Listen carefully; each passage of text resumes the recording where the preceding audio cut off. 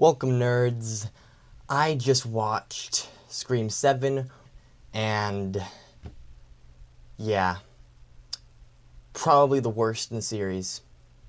I know that sounds really sad, and I was really rooting for it, but it just wasn't it. First of all, I think I should mention the elephant in the room. Melissa Barrera and Jenna Ortega did not return in this movie because they said, well, Melissa said pro-Palestine Instagram posts, and the studio didn't like that, so they didn't renew her contract.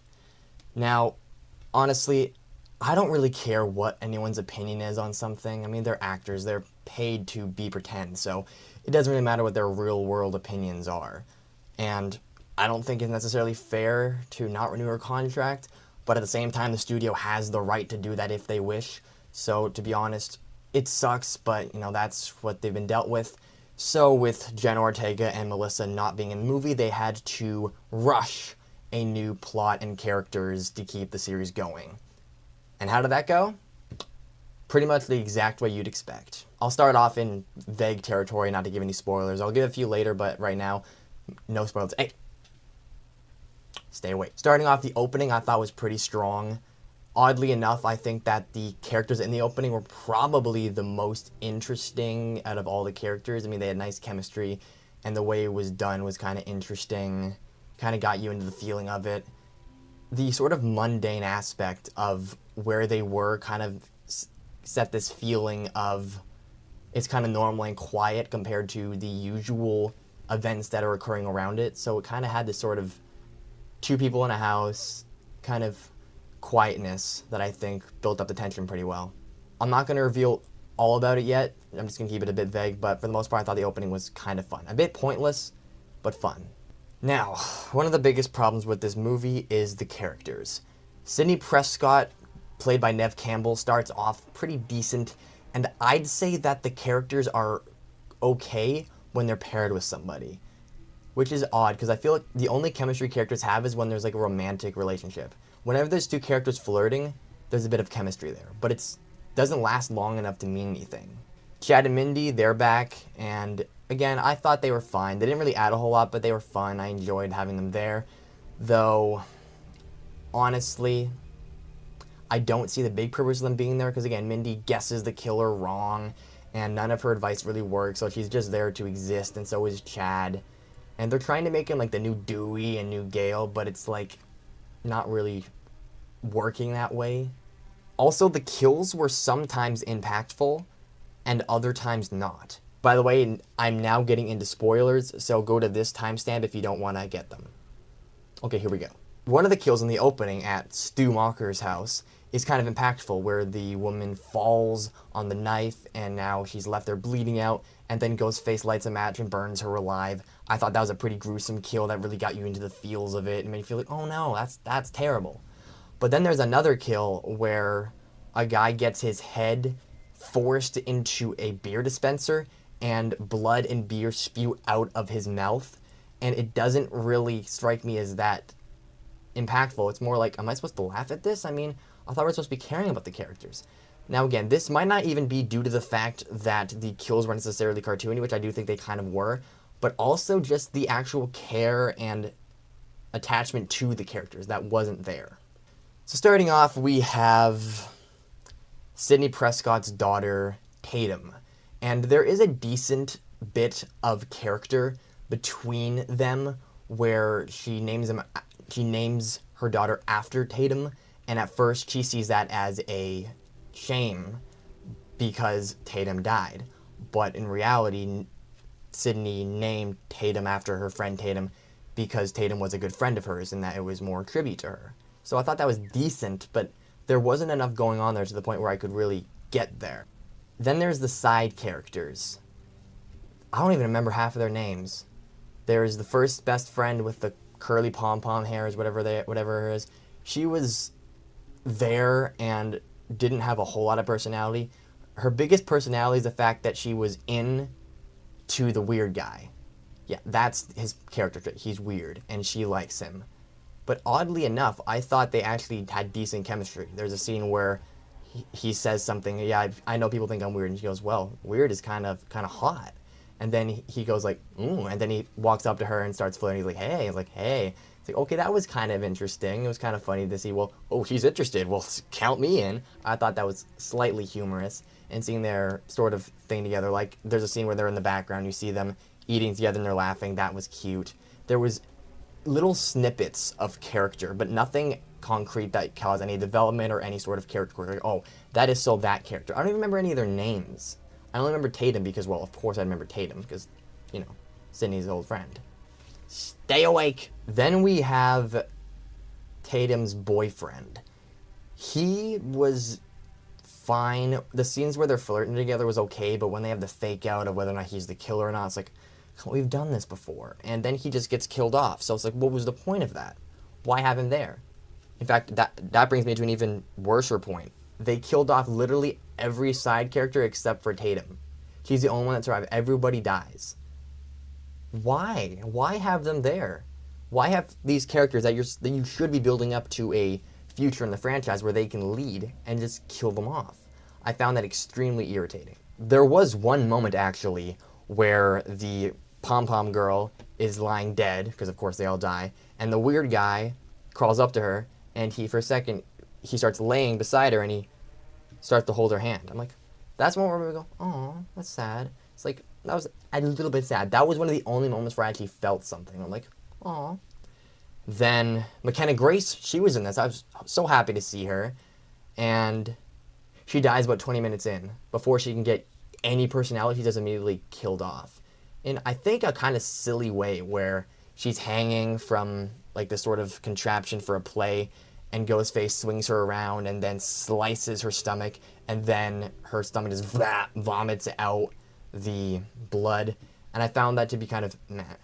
And then it made me think, why would you have McKenna Grace in this if she's just gonna die? Five Nights at Freddy's 2 did the exact same thing, where she's there, doesn't have anything to do with the plot, she's just there and she's dead. So what's the point of her being there? Is it just to make you go, oh, look, McKenna Grace?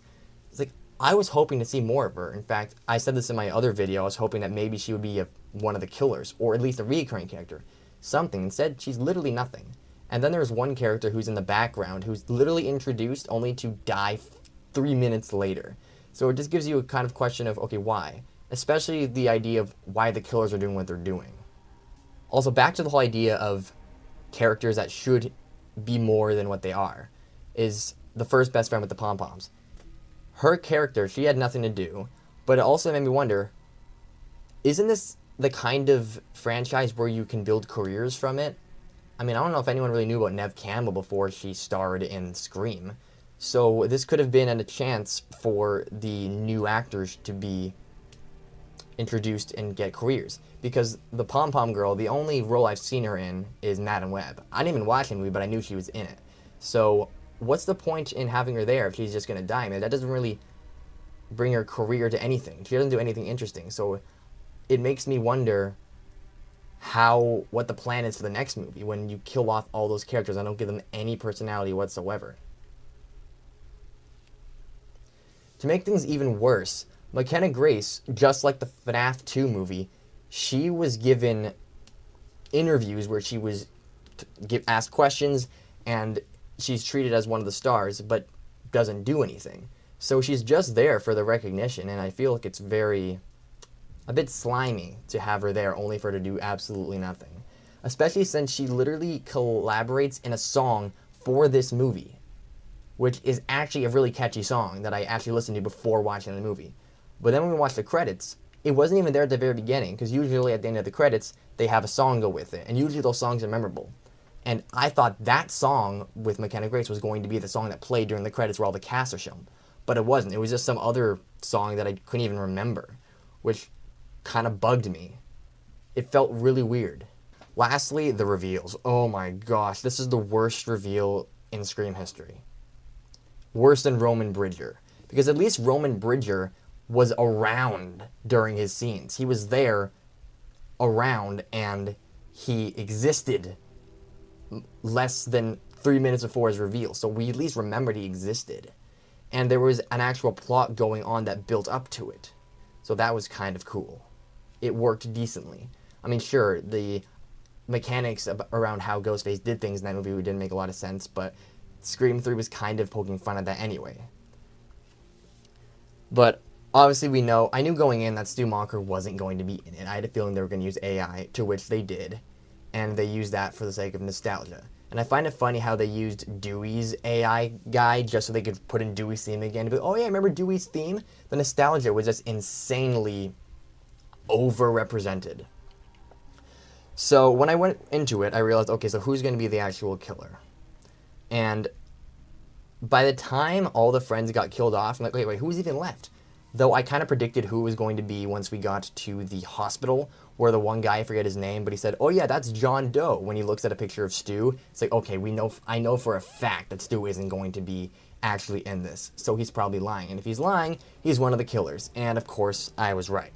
But then I thought, okay, so if most of them are dead, who's going to be left? Then I realized, oh, it's going to be the one mom character who was in there, like the Pitch Perfect girl. She's probably going to be the killer. And then when I was watching in the theater, I looked at her and go, wow, I guess I'm on a roll. Either that or the movie just sucks. I think the movie just sucks. But yeah, and they gave a sort of idea of, oh, my husband died, or I killed my husband, or something along the lines. I don't even remember what the motivation was. Whatever it was stupid. And the hospital guy didn't even have any really affiliation with anything interesting. And even the Ghostface fake out from earlier, it was just kind of boring. There wasn't anything that concrete that made you go, oh yeah. And it didn't really satisfy me. And she's just like, oh, what, we want to start over, so we got to see Tatum lose her mom. It's like, that's not going to happen. And then when she gets killed off, they go bang, bang, bang, bang, bang, and shoot her until there's like nothing on her face and she just falls cartoonishly. It's like, are we even supposed to care about this anymore? Oh, one thing I found interesting is that I'm pretty sure the script was partially poking fun at the fact that Melissa Barrera was discontinued, because there's a line where someone goes to Gale Weathers and said, oh, you were fired from channel whatever. He goes, I wasn't fired, my contract wasn't renewed. So like, I think that was a bit of a dig at that. So overall, yeah, it is definitely the worst Scream movie, which is really sad. And I don't really have much investment in the new ones. Scream 5 and 6, I was interested in. I want to see where they would go, but obviously they didn't continue that because, you know, whatever, studios. And once we got to the end of Scream 7, I was like, I don't really care anymore. My investment was almost gone. I had a slight investment in the new characters, but only because I was hoping that they'd do something interesting with them, to which they didn't. And, yeah. I just found it to be extremely disappointing. I'm probably going to watch Scream 8, because this movie made a ton of money, so you know they're going to make one. But I'm probably not going to really care that much about it. And I think that Scream is going down a hole, and they're not doing anything creative, because I suggested in my previous video of ideas that you could do, but they didn't do anything really creative, they didn't do anything new, they didn't really do anything that poked fun at the genre. It just was basically a slasher movie with the Scream title on it, and with characters from Scream. So, yeah, this was the worst. I didn't care for it that much. I knew going in that people thought it was bad, but I wanted to give it my fair share, and I did find it kind of cool. This was the first Scream movie that I actually went in not knowing who the killer was, because before I watched every Scream movie, I'd previously watched the kill counts from Dead Meat, so I'd known how everything went, but this was the first one where I didn't know who the killer was, and I really wish that I'd watched the movies before I'd watched kill counts, because back when I was in like grade 7 when I watched those kill counts, I was too afraid to actually watch the movie, so I just watched the reviews of it. But yeah, disappointed. So with that being said, that was my thoughts on the movie. Let me know what you think, and tell me if there's any ideas you have for the next movie or whatever you want, and have a good day. God bless.